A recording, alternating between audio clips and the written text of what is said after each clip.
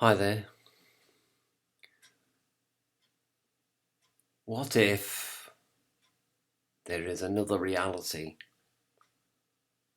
besides the one which we have consciousness of, or normally have consciousness of?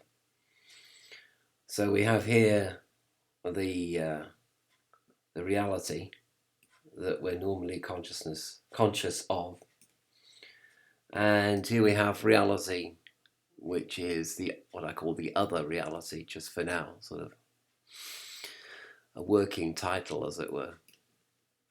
How on earth, and this is the other very important question, how on earth would a conscious being on this reality, possibly know anything about the contents, if any, of this other reality?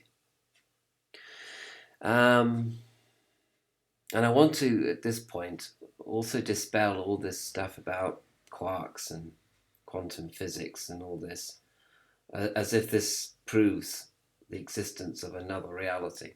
Because quarks and quantum physics, the data about them arrives to us, to our analytical, intellectual minds, via the senses. Okay, so I mean that's kind of a not.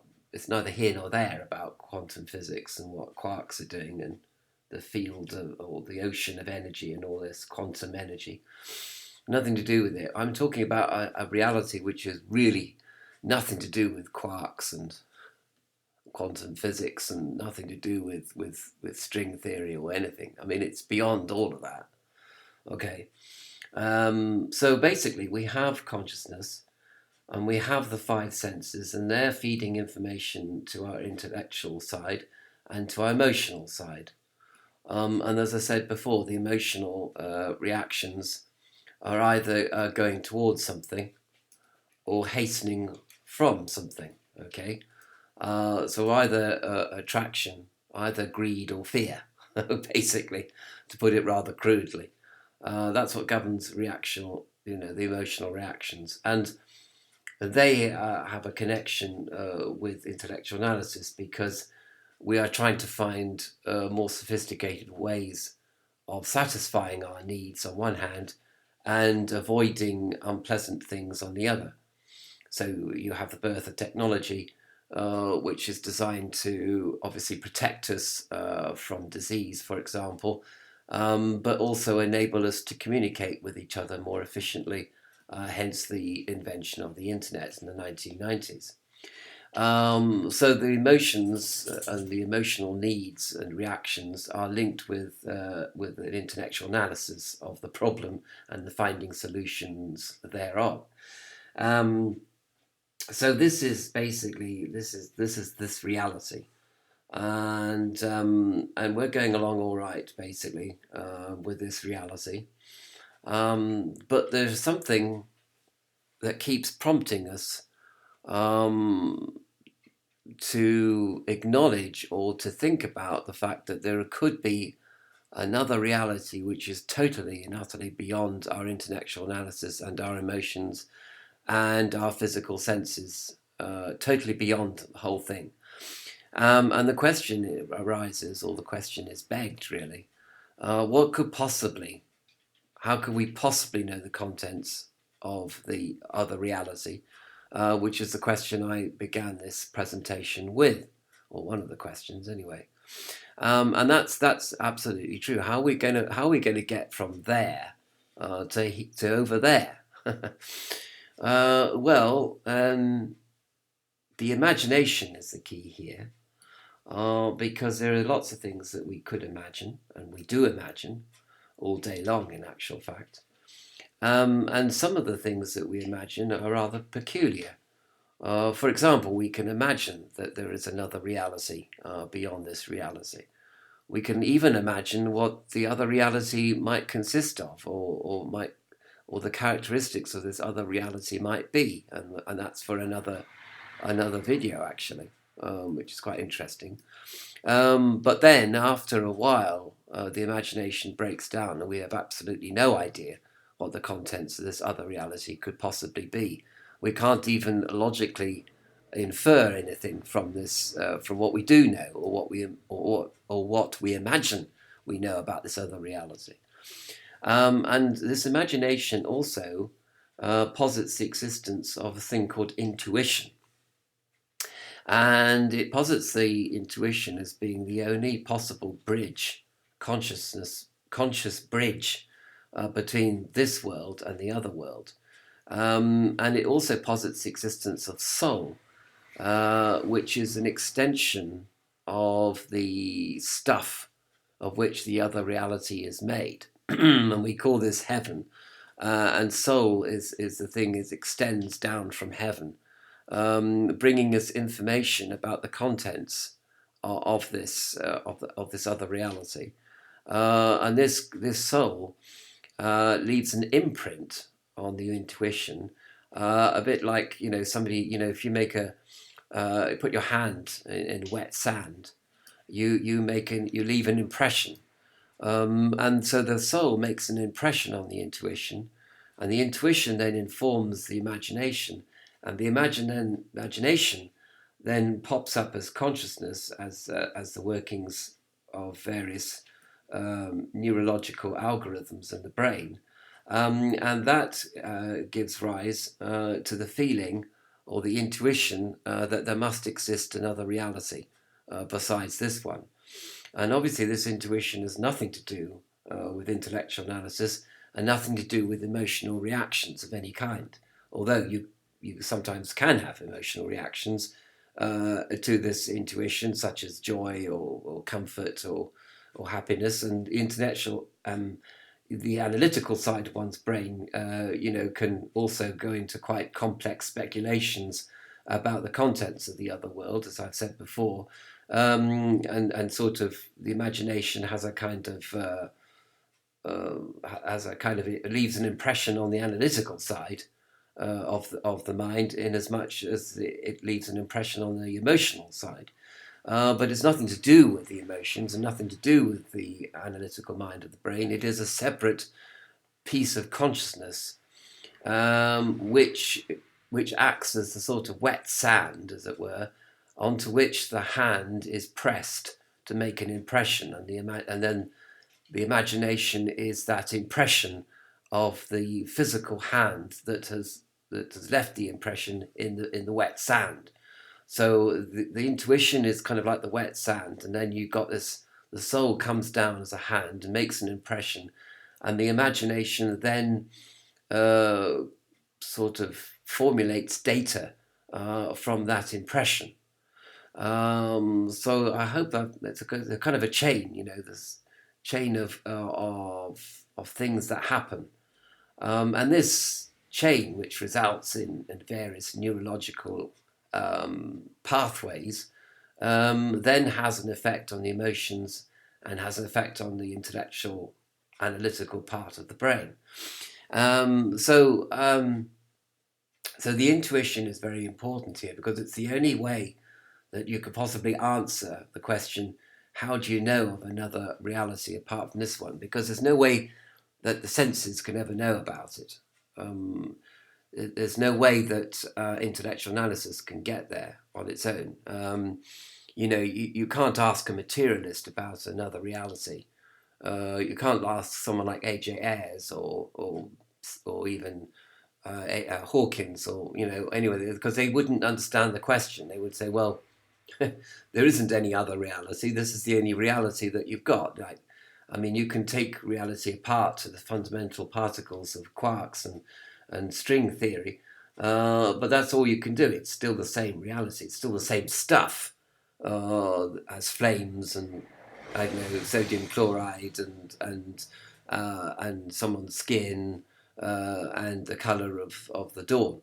It's the same stuff. So this consciousness, our consciousness, normally rests in this reality, and data is fed to the mind via the senses. All right, you can use telescopes, and you can use electron microscopes, and you can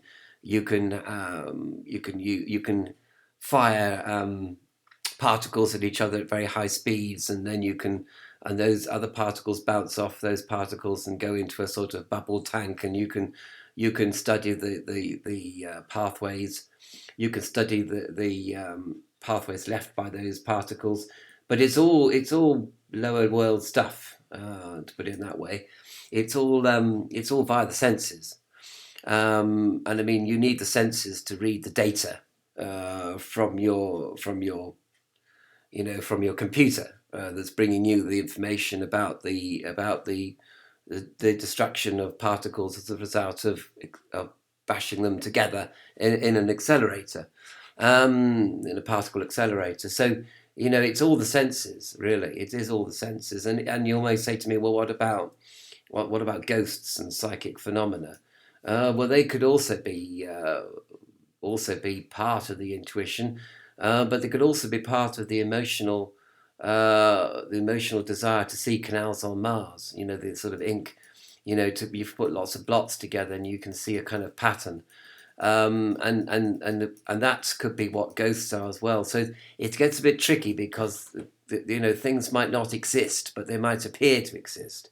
But I'm talking about something which really does exist. This other reality which really exists as much as the table or the computer that I'm looking at now.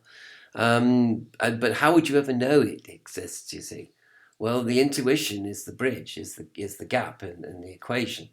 It's a fundamental importance, and it points to something that is beyond image, beyond smell, beyond touch, beyond feeling, beyond cognition, beyond it all.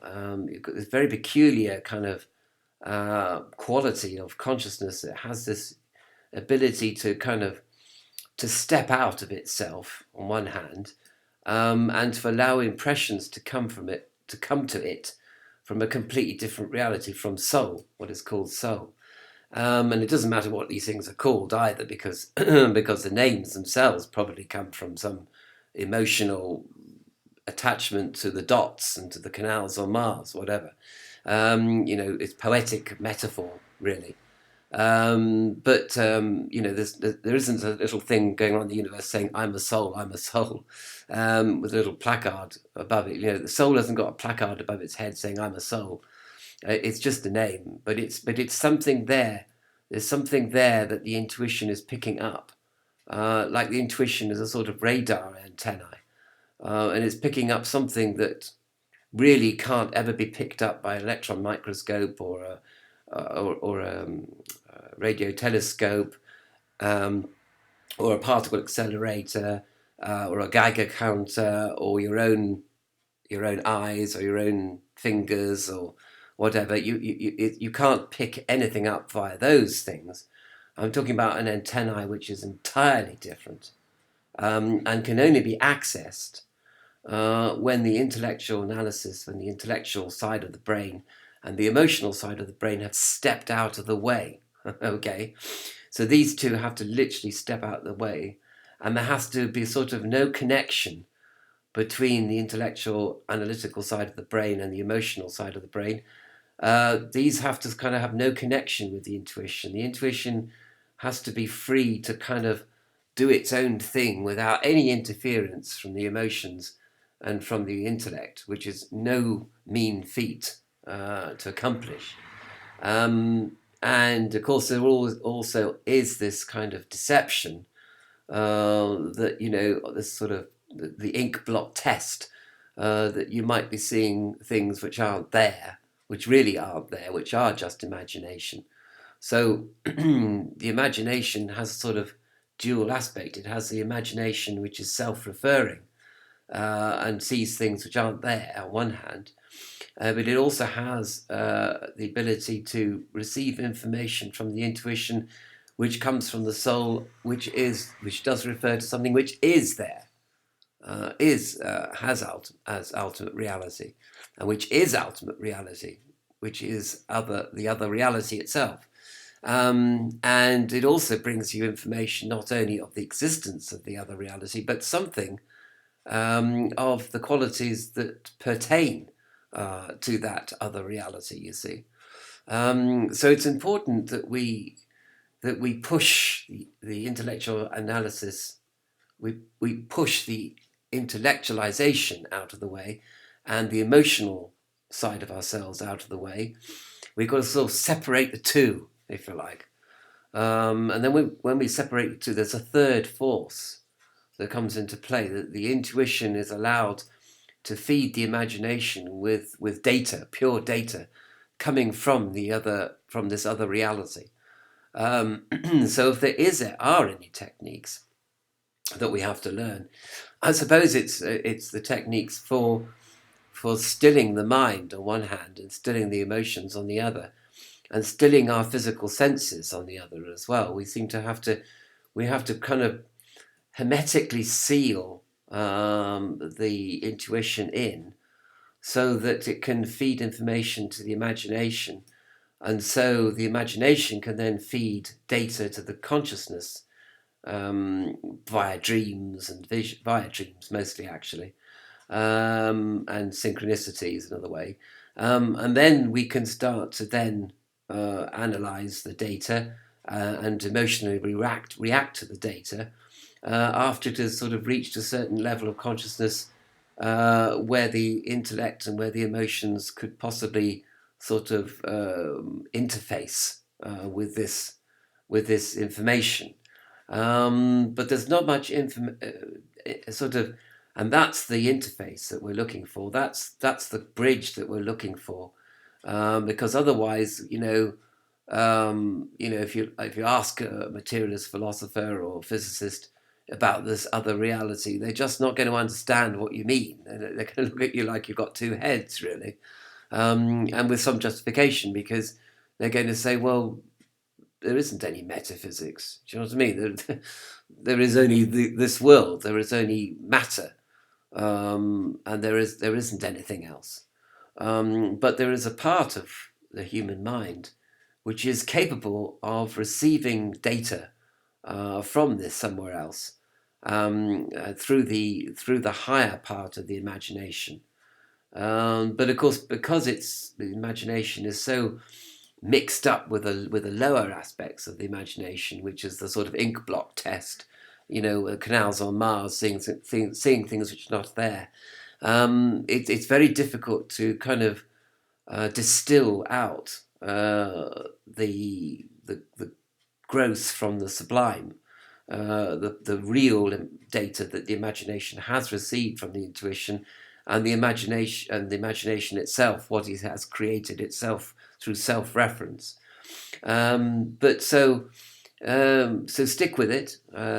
Stick with whatever techniques you have or have gained knowledge of, to dispense with the emotions on one hand and dispense with the intellect on the other hand, and which allows the intuition free rein, and allows a channel of data to be established between soul and intuition, and the accumulation of that data with using the imagination, which then later on we can become conscious of, to our benefit, because the soul is also part of us. It is as much a part of us as our physical senses and our imagination and our emotions and our intellect, and that is why people say know thyself, because it's thyself, if you like, extended out to include that which pertains to the other reality.